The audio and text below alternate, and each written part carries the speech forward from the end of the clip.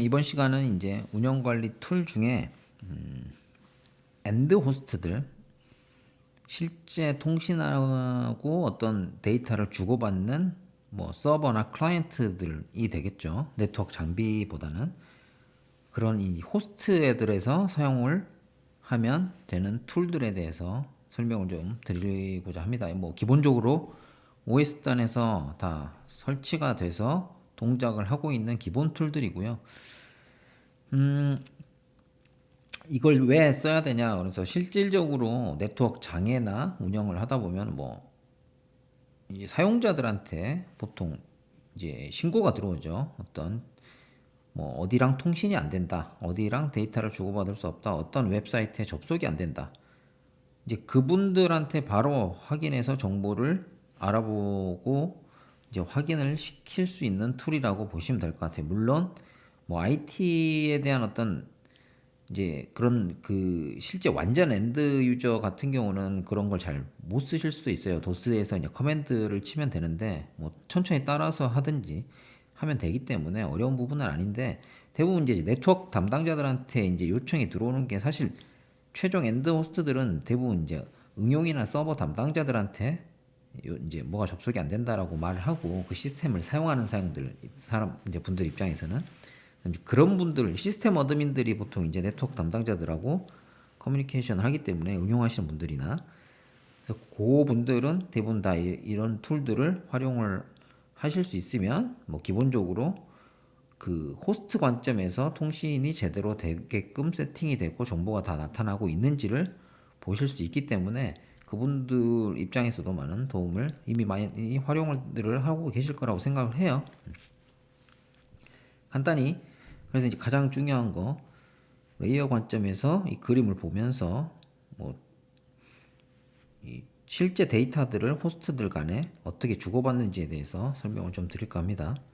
A하고 이제 D라는 IP를 가진 호스트가 있고요. 둘이 이제 통신을 하는데 A가 이 D라는 애가 이제 웹서버 역할을 하는 거고 www.abc.com이라는 이제 도메인을 활용하고 있다라고 생각을 할게요. 그래서 이제 A에서 웹 브라우저를 열어서 이제 브라우저상에서 따따따 abc.com을 치겠죠. 그럴 때 이제 데이터가 어떻게 만들어져서 나가는지를 확인을 하시면 사실 이 호스트 입장에서 정상적으로 통신이 되는지를 체킹하실 수 있다. 그걸 확인하는 이제 그런 정보들, 이 호스트들이 네트워크 통신을 위해서 활용하는 정보들에 대한 이 정보를 확인할 수 있는 방법에 대해서 말씀을 드리는 거예요. 이런 툴들을 이용해서.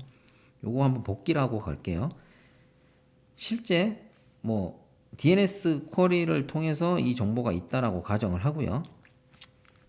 이 데이터가 브라우저상에서 이제 HTTP이기 때문에 get 리퀘스트를 하겠죠. 그래서 이 데이터가 만들어지고 이제 브라우저상에서 클라이언트에 있는 브라우저상에서 이 데이터를 요청을 하는 거예요. 이게 이제 TCP 헤더가 붙는다라고 했죠.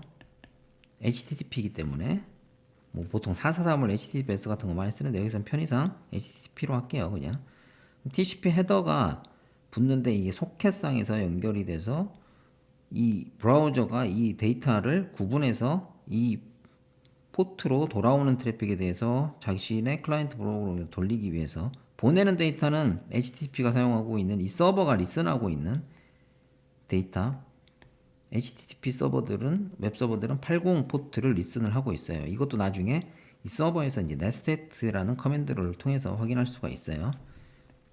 그래서 그 소켓으로 보내는 게 이 웹 서버가 받는 이 데이터를 받기 위한 어떻게 보면 길이기 때문에 걔가 받을 수 있도록 80 포트로 세팅을 하고요.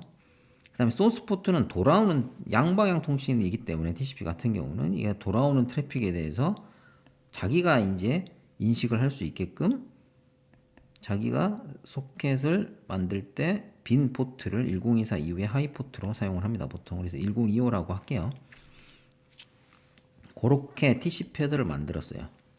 그 다음 뭐 만들어야 되죠? OSI 7 레이어상에서 레이어 4 정보가 만들어진 거고 이 정보를 세그먼트라고 말씀을 드렸어요. 여기까지가. 그 다음에 IP 헤더를 만들어야 되죠. IP 헤더. IP 헤더. 이걸 L3 헤더라고 하고 IP 헤더에 정보는 데스티네이션 IP, 데스티네이션 IP를 뭘로 세팅을 하게 되죠? D. 여기서 이 DNS 쿼리를 통해서 받아온 정보를 가지고 D라는 걸 세팅을 해야 되는 거예요. 소스는 A고 이 D라는 정보가 제대로 들어왔는지를 확인하는, 내가 D라는 정보가 정확히 DNS 쿼리를 통해서 www.abc.com에 대해서 쿼리를 이 DNS한테 날려서 이 DNS가 해당 네트워크상에 있다라고 가정을 하면 이 쿼리를 위한 데이터는 별도로, 이 세션하고 별도로 나가서 DNS의 캐시 정보를 얘가 가지고 있는다라고 했죠. DNS 영역 쪽에 제 채널에 강의를 보시면 될 것 같아요. 그래서 DNS 캐시상에 www.abc.com에 대한 어드레스 레코드는 D라고 이 정보가 있어야지 실질적으로 얘가 D라는 걸 만들 수 있겠죠. 그래서 이 정보가 제대로 있는지 그걸 확인할 수 있는 게 이제 IP config, 이제 그 DNS 캐시 정보를 보는 커맨드들을 활용하시면 될 것 같고요.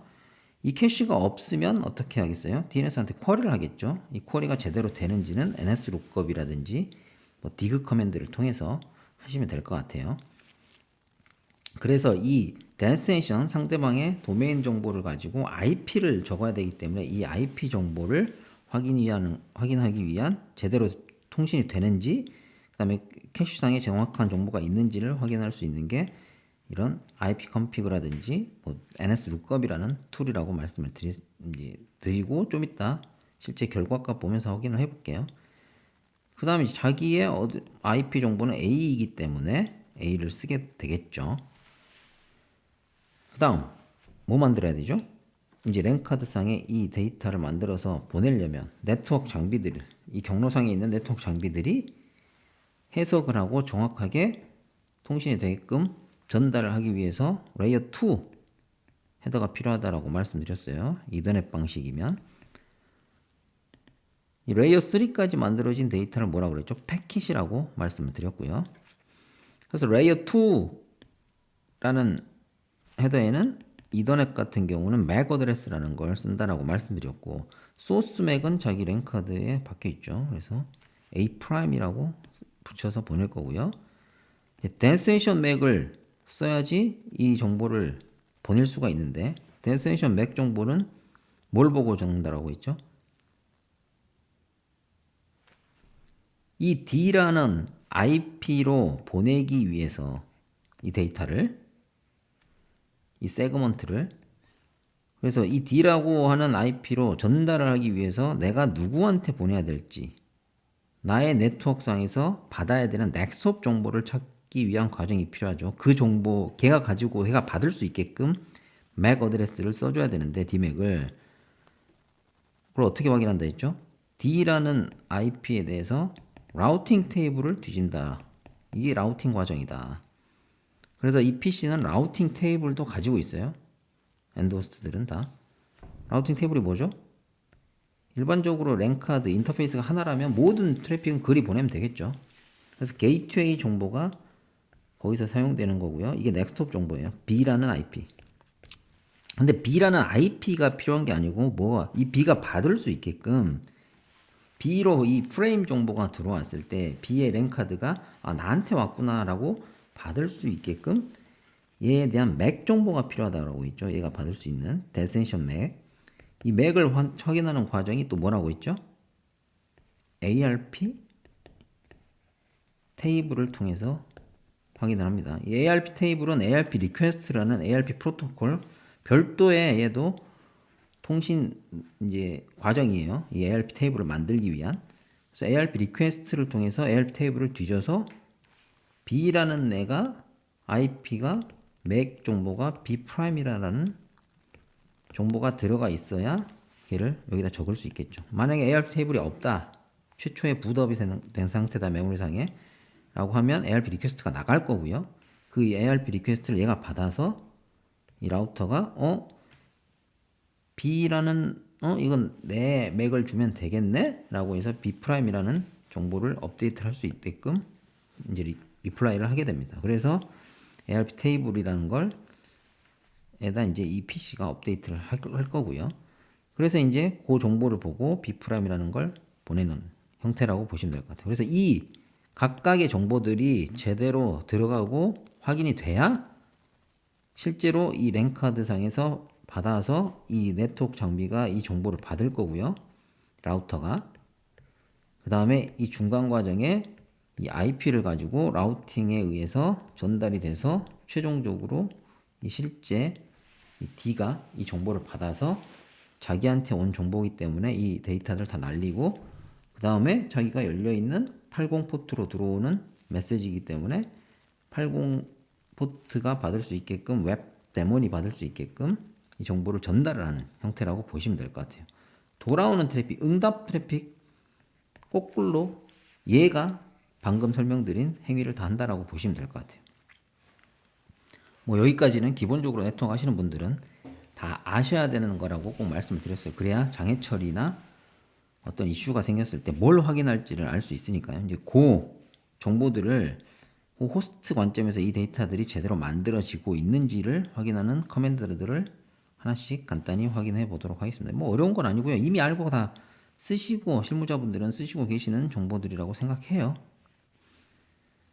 그래서 아까 말씀드린 기본적으로 이 소켓, 이 서버 입장에서 먼저 볼게요. 80 웹서버 80 포트의 소켓을 사용하는 리슨을 하고 있는 웹서버가 정상적으로 리슨을 하고 있는지 이 포트가 열려 있는지를 확인하는 방법이 이제 netstate라는 커맨드를 확인하면 돼요. netstate는 사실 뭐 내가 현재 이 클라이언트 입장에서도 정상적으로 통신이 된 상태라고 하면 TCP 커넥션이 이스태블리시 돼 있는지가 이렇게 확인이 될 거고요. 누구랑 이 정보를 보면 이 결과 값에서는 지금 이 호스트 이 커맨드를 날린 호스트가 19168.0.2라는 애고요.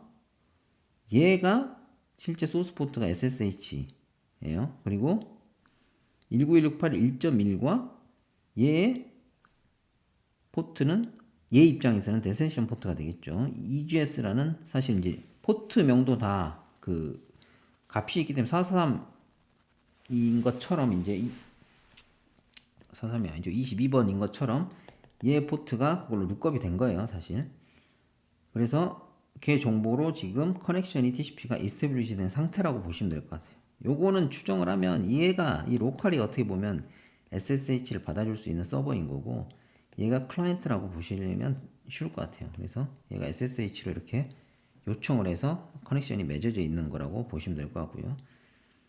그 다음에 얘가 리슨하고 있는 게 SMTP랑 메일 데몬도 지금 떠 있고요. 추정을 해보면 지금 리슨이 가려져 있는데 예.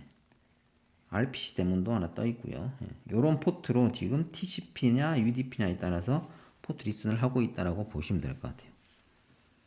이게 이 정보는 누구나 얘한테 SMTP로 커넥션을 맺을 수 있다라고 보시면 될 것 같고요. 그리고 이제 TCP 커넥션 포트나 정상적으로 이 세그먼트 상에서 포트 정보가 커넥션이 맺어져 있는지는 nested라는 커맨드를 활용하시면 돼요. 그래서 nest rn을 치면 라우팅 테이블도 확인하실 수 있어요. 이 정보가. 그 다음에 nest-s라는 게 스탯 정보들. 이거는 뭐 스탯 정보니까 자기 이 호스트 관점에서 그동안에 뭐 IP 관점에서 레벨에서 ICMP 레벨, TCP 레벨에서 뭐 커넥션이 몇 개나 열려 있고 뭐 이런 게 쭉 보입니다. 그리고 인터페이스 정보를 확인하는 거는 이제 뭐 if config나 IP config 같은 거는 이건 많이 쓰시니까 간단히 넘어갈게요. 거기에 맥 정보가 자기 소스 정보가 들어가 있죠. 이거는 소스 정보를 확인할 수 있는 거 자기 정보.